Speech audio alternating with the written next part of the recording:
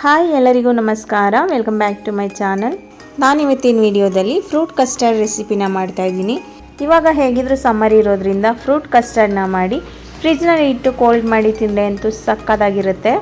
ಮತ್ತು ಮಕ್ಕಳೇನಾದರೂ ಹಣ್ಣು ಬೇಡ ಅಂತ ಹೇಳ್ತಿದ್ರೆ ಈ ರೀತಿ ಫ್ರೂಟ್ ಕಸ್ಟರ್ಡ್ನ ಮಾಡಿಕೊಡೋದ್ರಿಂದ ತುಂಬಾ ಇಷ್ಟಪಟ್ಟು ತಿಂತಾರೆ. ಬನ್ನಿ ಹಾಗಿದ್ರೆ ಫ್ರೂಟ್ ಕಸ್ಟರ್ಡ್ನ ಹೇಗೆ ಮಾಡೋದು ನೋಡೋಣ.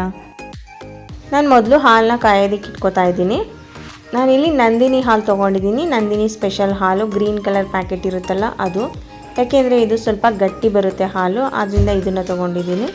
ಅರ್ಧ ಲೀಟರ್ ಪ್ಯಾಕೆಟ್ನಲ್ಲಿ 3/4 ಭಾಗದಷ್ಟು ಹಾಲನ್ನ ಕಾಯೋದಕ್ಕೆ ಇಟ್ಕೊಂಡಿದ್ದೀನಿ. ನಂತರ ಕಸ್ಟರ್ಡ್ ಪೌಡ್ರು ಮಿಕ್ಸ್ ಮಾಡ್ಕೊತಾ ಇದ್ದೀನಿ. ನೀವು ಇಲ್ಲಿ ನೋಡ್ಬೋದು ವೆನಿಲಾ ಫ್ಲೇವರ್ ಕಸ್ಟರ್ಡ್ ಪೌಡ್ರು ತೊಗೊಂಡಿದ್ದೀನಿ. ನಿಮಗೆ ಯಾವ ಥರ ಫ್ಲೇವರ್ ಇಷ್ಟ ಆಗುತ್ತೆ ತೊಗೊಳ್ಳಿ. ಒಂದು ಬೌಲ್ಗೆ 2 ಸ್ಪೂನ್ ಕಸ್ಟರ್ಡ್ ಪೌಡ್ರನ್ನ ಹಾಕ್ಕೊಂಡಿದ್ದೀನಿ. ಅದಕ್ಕೆ 1/4 ಗ್ಲಾಸ್ ಆಗುವಷ್ಟು ಹಾಲನ್ನು ಹಾಕ್ಕೊಂಡು ಮಿಕ್ಸ್ ಮಾಡ್ಕೋಬೇಕು. 1 ಗಂಟೆಯಿಂದಾಗೆ ಮಿಕ್ಸ್ ಮಾಡಿ ಇಟ್ಕೋಬೇಕು. ಮಿಕ್ಸ್ ಮಾಡ್ಕೊಂಡಿದ್ದಾಗಿದೆ, ನೋಡ್ಬೋದು ಎಷ್ಟು ಗಟ್ಟಿ ಇದೆ ಅಂತ. ಕಸ್ಟರ್ಡ್ ಪೌಡ್ರು ಮಿಕ್ಸ್ ಮಾಡಿ ಇಟ್ಕೊಂಡಾದ ನಂತರ ಅಷ್ಟರಲ್ಲಿ ಹಾಲು ಕುದ್ದಿರುತ್ತೆ. ಹಾಲಿಗೆ ಸಕ್ಕರೆನ ಸೇರಿಸ್ಕೋಬೇಕು. ಹಾಲನ್ನು ಒಂದು 5 ನಿಮಿಷ ಸಣ್ಣ ಊರಿನಲ್ಲೇ ಕುದಿಸ್ಕೊಂಡಿದ್ದೀನಿ. ನಾನಿಲ್ಲಿ 3 ಟೇಬಲ್ ಸ್ಪೂನ್ ಆಗುವಷ್ಟು ಸಕ್ಕರೆನ ಹಾಕ್ಕೊಂಡಿದ್ದೀನಿ. ನಿಮಗೆ ಸ್ವೀಟ್ ಎಷ್ಟು ಬೇಕಾಗುತ್ತೆ ಹಾಕ್ಕೊಳ್ಳಿ. ಸಕ್ಕರೆ ಹಾಕಿಬಿಟ್ಟು ಒಂದ್ಸಲ ಚೆನ್ನಾಗಿ ಮಿಕ್ಸ್ ಮಾಡಿಕೊಂಡು ಮತ್ತೆ 1 ನಿಮಿಷ ಕುದಿಯೋಕ್ಕೆ ಬಿಡಬೇಕು. ಹಾಲು ಕುದೀತಾ ಸ್ವಲ್ಪ ಗಟ್ಟಿ ಬಂದಿರುತ್ತೆ. ಕಸ್ಟರ್ಡ್ ಪೌಡರ್ ಹಾಕಿದ ನಂತರ ಇನ್ನೂ ಜಾಸ್ತಿ ಗಟ್ಟಿ ಬರುತ್ತೆ ಮತ್ತು ಕ್ರೀಮಿ ಕನ್ಸಿಸ್ಟೆನ್ಸಿನಲ್ಲಿರುತ್ತೆ.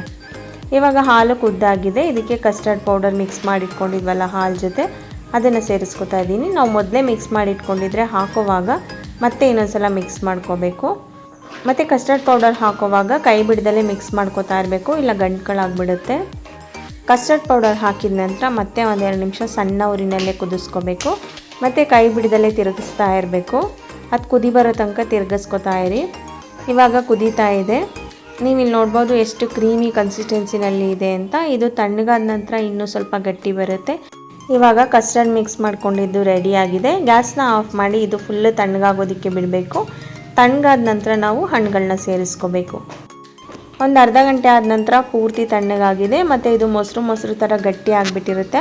ಅದನ್ನು ಒಂದ್ಸಲ ಚೆನ್ನಾಗಿ ಮಿಕ್ಸ್ ಮಾಡಿಕೊಂಡ್ರೆ ಈ ರೀತಿ ಕ್ರೀಮಿ ಕನ್ಸಿಸ್ಟೆನ್ಸಿನಲ್ಲಿರುತ್ತೆ. ಮಿಕ್ಸ್ ಮಾಡ್ಕೊಂಡಾದ ನಂತರ ನಾವು ಹಣ್ಣುಗಳನ್ನ ಸೇರಿಸ್ಕೋಬೇಕು. ಅರ್ಧ ಕಪ್ ದಾಳಿಂಬೆ, ಕರ್ಬೂಜ ಹಣ್ಣು ಮತ್ತು ದ್ರಾಕ್ಷಿನ ಕಟ್ ಮಾಡಿ ಹಾಕ್ಕೊಂಡಿದ್ದೀನಿ. 2 ಏಲಕ್ಕಿ ಬಾಳೆಹಣ್ಣು, 3/4 ಕಪ್ಪು ಸೇಬು ಮತ್ತು ಸ್ವಲ್ಪ ಡ್ರೈ ಫ್ರೂಟ್ಸ್ನ ಹಾಕೋತಾ ಇದ್ದೀನಿ. ಬಾದಾಮಿ ಪಿಸ್ತನ ಕಟ್ ಮಾಡಿ ಇಟ್ಕೊಂಡಿದ್ದೆ ಮತ್ತು ಅದಕ್ಕೆ ಸ್ವಲ್ಪ ದ್ರಾಕ್ಷಿನ ಸೇರಿಸ್ಕೊಂಡಿದ್ದೀನಿ. ನಾನಿಲ್ಲಿ ಇಷ್ಟು ರೀತಿ ಹಣ್ಣುಗಳನ್ನ ಹಾಕ್ಕೊಂಡಿದ್ದೀನಿ. ನಿಮಗೆ ಇನ್ನೂ ಬೇರೆ ಯಾವುದಾದ್ರೂ ಫ್ರೂಟ್ಸ್ ಇಷ್ಟ ಆದರೆ ಸೇರಿಸ್ಕೋಬೋದು. ಎಲ್ಲವನ್ನು ಹಾಕಿದ ನಂತರ ಒಂದ್ಸಲ ಚೆನ್ನಾಗಿ ಮಿಕ್ಸ್ ಮಾಡಿಕೊಂಡು ಬೌಲ್ನಲ್ಲಿ ಹಾಕಿ 4 ಅವರ್ ಆದರೂ ಫ್ರಿಜ್ನಲ್ಲಿ ಇಡಬೇಕು. ಆವಾಗ ಇನ್ನೂ ಸ್ವಲ್ಪ ಗಟ್ಟಿ ಬಂದಿರುತ್ತೆ ಮತ್ತು ತಿನ್ನೋದಕ್ಕೂ ಚೆನ್ನಾಗಿರುತ್ತೆ. ಇವಾಗ ಫ್ರೂಟ್ ಕಸ್ಟರ್ಡ್ ರೆಡಿಯಾಗಿದೆ. ನಾನು ಇದನ್ನು ಫ್ರಿಜ್ನಲ್ಲಿಟ್ಟು 4 ಅವರ್ ಆದ ನಂತರ ಹೊರಗಡೆ ತೆಗೆದಿದ್ದೀನಿ. ನೋಡ್ಬೋದು ಎಷ್ಟು ಕ್ರೀಮಿ ಕನ್ಸಿಸ್ಟೆನ್ಸಿ ಬಂದಿದೆ ಅಂತ. ನಿಮಗೆಲ್ಲ ಈ ರೆಸಿಪಿ ಇಷ್ಟ ಆಗಿದೆ ಅಂತ ಅನ್ಕೋತೀನಿ. ಇಷ್ಟ ಆಗಿದ್ದರೆ ಪ್ಲೀಸ್ ಒಂದು ಲೈಕ್ ಕೊಡಿ, ಹಾಗೆ ಒಂದು ಕಮೆಂಟ್ ಮಾಡಿ. ಮತ್ತು ನೀವಿನ್ನೂ ನಮ್ಮ ಚಾನಲ್ಗೆ ಸಬ್ಸ್ಕ್ರೈಬ್ ಆಗಿಲ್ಲ ಅಂದರೆ ದಯವಿಟ್ಟು ಸಬ್ಸ್ಕ್ರೈಬ್ ಮಾಡ್ಕೊಳ್ಳಿ. ನಮ್ಮ ಚಾನಲ್ಗೆ ಸಪೋರ್ಟ್ ಮಾಡಿ. Thank you.